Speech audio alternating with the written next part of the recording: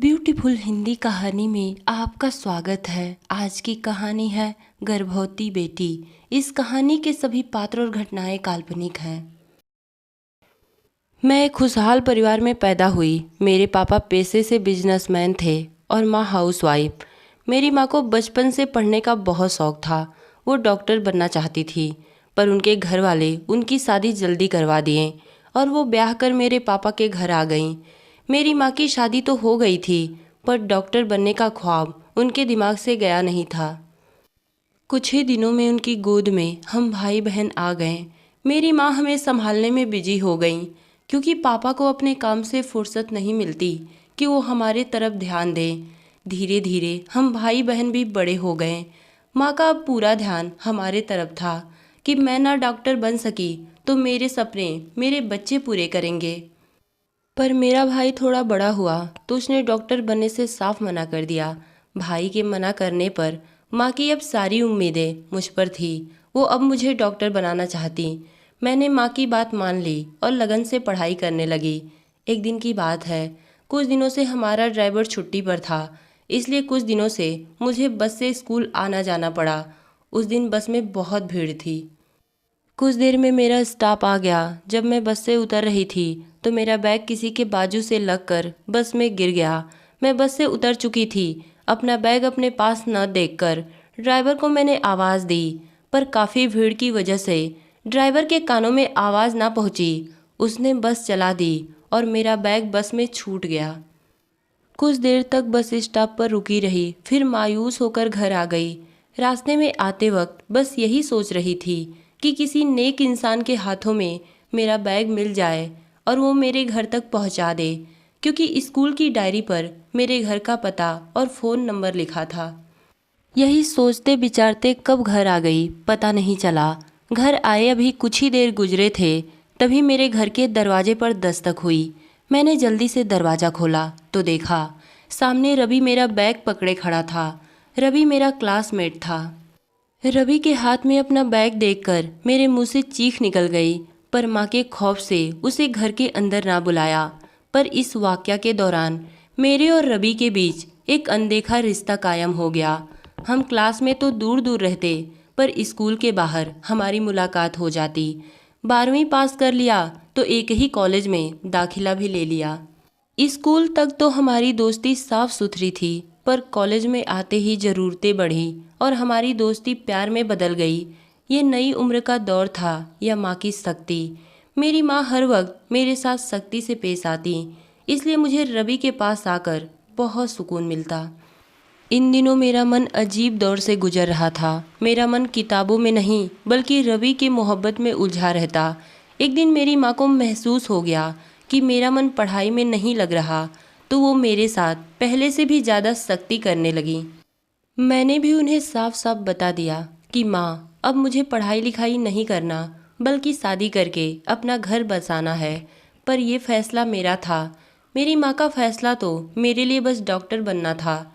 इसलिए उन्होंने मुझे समझाते हुए बोला, बेटा ये सब छोड़ो, शादी तो कभी भी हो जाएगी, पर वक्त गुजर गया तो ये दिन कभी वापस नहीं आएंगे।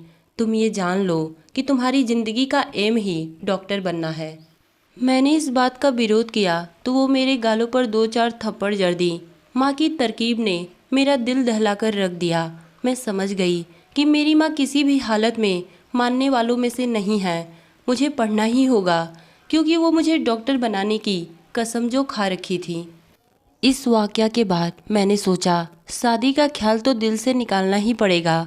दुखी मन से मैंने रवि को बताया कि रवि, शादी का ख्याल तुम भी अपने दिल से निकाल दो, क्योंकि मेरी माँ मानने वाली नहीं है। इसके लिए तुम्हें 8 से 10 साल मेरा इंतज़ार करना पड़ेगा। इसके बाद भी जाने हालात कैसे होंगे। ये सब सुनकर रवि बहुत नाराज़ हुआ। उसने मुझसे कहा, तुम जानबूझकर पढ़ाई में नंबर कम ले लो, फिर ये परेशानी ही खत्म हो जाएगी। मैंने रवि को समझाते हुए कहा, नहीं, ये सब मेरे बस की बात नहीं। शायद तुम गलत सोच रहे हो। बस मेरे पास कोई और हल नहीं, मुझे पढ़ना ही होगा। शादी जब होनी होगी तो होगी। हम ऐसे ही एक दोस्त की तरह मिलते रहेंगे जब तक मिल सके। मेरी एक दोस्त थी, उसका नाम मधु था। उसकी शादी होने वाली थी। वो अपने मंगेतर के साथ घूमती फिरती तो उसे देखकर मेरा भी मन करता कि मैं भी अपनी लाइफ एंजॉय करूं। पर मेरी माँ को पढ़ाई के अलावा कुछ सोचता ही नहीं था। वो मुझे कहीं जाने भी नहीं देती। इन पाबंदियों से मेरा दिल किसी जख्मी परिंदे की तरह फड़कता और मुझे अपनी माँ से चिढ़ सी होने लगी। माँ की पाबंदियों की वजह से मेरा दम घुटने लगा। मेरी दोस्त मधु की जब शादी हो गई तो एक बार मैं उससे मिलने उसके घर गई और अपनी परेशानी उससे बताया कि मैं रवि से प्यार करती हूँ, पर मेरी माँ मुझे कहीं आने जाने नहीं देती और ना तो रवि से मिलने देती। मेरी दोस्त मधु ने मुझसे कहा, तुम्हें अगर रवि से मिलना हो तो तुम जब चाहो मेरे फ्लैट में मिलने आ सकती हो। जब तक जी चाहे तुम दोनों बैठो और बातें करो, मुझे कोई एतराज़ नहीं होगा। मेरी सहेली मधु ने मुझे और रवि को अपने फ्लैट में मिलने की इजाज़त दे दी। कुछ दिन बाद मेरी माँ ने मेरा दाखिला मेडिकल में करवा दिया। पर इन्हीं तन्हाइयों में मेरा और रवि का मिलना भी जारी था। एक दिन अचानक मुझे एहसास हुआ कि मेरा पाँव भारी है, मैं पेट से हूँ और अब मुझे रवि से शादी कर लेनी चाहिए, क्योंकि इसके बगैर मेरा जीना मुश्किल था। बदनामी मेरे माँ बाप के दर पर दस्तक लेने वाली थी। इस दौरान मैं हर वक्त घबराई रहती। शायद मेरी घबराहट देखकर मेरी माँ की निगाहों ने ये भाप लिया कि कोई गंभीर मामला है, इसलिए वो मुझे अपनी फैमिली डॉक्टर के पास लेकर गई। डॉक्टर ने मुझे देखते ही बता दिया कि आपकी बेटी प्रेग्नेंट है। प्रेगनेंसी की खबर सुनकर तो मेरी माँ के पैरों तले से ज़मीन खिसक गई। उन्होंने मेरे लिए क्या क्या सपने देखे थे और मैं क्या कर बैठी। घर आकर माँ ने मुझसे झकझोरते हुए पूछा कि ये तू क्या कर बैठी। पहली बार मैंने भी माँ के सामने अपनी जुबान खोली कि माँ, मैं पहले ही कहती थी कि आप मेरी शादी रवि से करवा दो, पर आपकी समझ में मेरी बात नहीं आई। मैं और रवि एक दूसरे से प्यार करते हैं, इसलिए मजबूरन हम चुप चुप कर मिलते रहें और नतीजा आपके सामने है। इसलिए माँ, अब आप जिद मत करो और मेरी शादी रवि से करवा दो, क्योंकि मैं उसके बिना नहीं जी सकती। मेरे अरमान और अपनी इज्जत को जलने से बचा लो। पर माँ ने मेरी एक न सुनी, मुझे कई थप्पड़ जड़ा और अपनी फैमिली डॉक्टर की मदद से मेरा अबॉर्शन करवा दिया। मेरा अबॉर्शन तो हो गया, पर मेरे अंदर एक कमी आ गई। अबॉर्शन के दौरान मेरी कोई ऐसी नस कट गई कि मैं कभी माँ नहीं बन सकती थी। इस दौरान रवि ने भी कई बार फ़ोन किया तो मेरी माँ ने फ़ोन उठाकर उसे बहुत डांट फटकार लगाई कि आज के बाद तुमने मेरी बेटी से बात किया तो तुम्हारा वो हश्र करूँगी जो तुमने कभी सोचा नहीं होगा। उसके बाद रवि ने मुझसे बात करना छोड़ दिया। मुझे भी अपनी माँ की जिद देखकर मजबूरन झुकना ही पड़ा और मैं जी जान से पढ़ाई में लग गई। कुछ दिन बाद मुझे पता चला कि रवि की शादी हो गई। यूँ मेरे इश्क का किस्सा अब ख़त्म हो गया। अब डॉक्टर बनने के सिवा मेरे पास कोई रास्ता न था, इसलिए मैंने पूरी तरह रवि का प्यार अपने दिल से निकाल दिया। पढ़ाई करने के कुछ दिन बाद मैं एक काबिल डॉक्टर बन गई। मैं डॉक्टर तो बन गई, पर अगले कुछ दिनों में मेरी माँ को अटैक आया और वो ये दुनिया छोड़कर चल बसी। माँ के गुजरने के बाद मुझे बहुत अकेला महसूस होता। कुछ दिन बाद एक शख्स से मुझे प्यार हुआ जो मेरे साथ ही काम करते थे। मैंने उन्हें अपने बारे में सब कुछ बता दिया कि मैं कभी माँ नहीं बन सकती, क्योंकि नादानी में मैं एक ऐसी गलती कर बैठी थी कि डॉक्टर ने बदनामी से तो बचा लिया, पर मैं बांझ हो गई।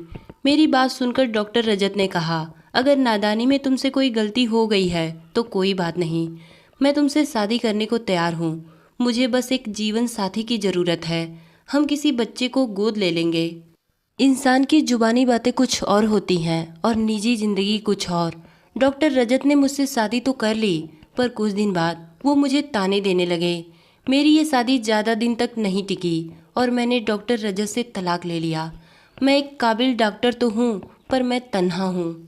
मेरे पास ना तो कोई प्यार करने वाला जीवन साथी है और ना ही कोई औलाद। मेरे हाथों जब कोई औरत माँ बनती है तो मेरे दिल में एक कसक सी जागती है कि काश किसी नन्हे मुन्ने वजूद की हस्ती मेरे भी गले लग सके, जो तोतली जुबान में औरत को माँ कहते हैं। बेशक औरतों के लिए डिग्रियाँ उसको समाज में इज्जत दिलाती हैं, पर ये डिग्रियाँ उसको मोहब्बत करने वाला जीवन साथी नहीं बन सकती और ना ही उसे औलाद का सुख दे सकती हैं। एक औरत की कामयाबी और सुकून उसकी हस्ती बस्ती घर गृहस्थी में ही होती है। तो दोस्तों, ये कहानी आपको कैसी लगी कमेंट में बताइएगा। धन्यवाद।